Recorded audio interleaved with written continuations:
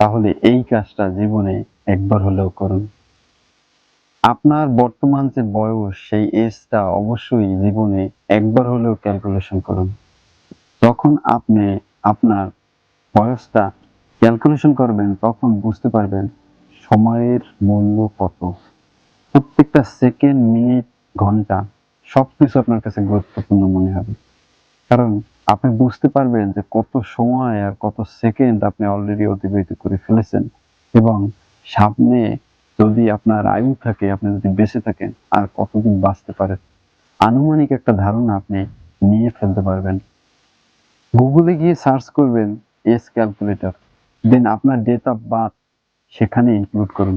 দেখবেন ওখানে একটা ক্যালকুলেশন করে দিবে যে আপনার অ্যাকচুয়াল বয়স কত, আপনি কত বছর অতিবাহিত করেছেন, কত মাস অতিবাহিত করেছেন, কত সপ্তাহ অতিবাহিত করেছেন, কত ঘন্টা অতিবাহিত করেছেন, কত মিনিট এবং সেকেন্ড। তখন আপনার কাছে অবশ্যই মনে হবে এক একটা সেকেন্ড কত গুরুত্বপূর্ণ।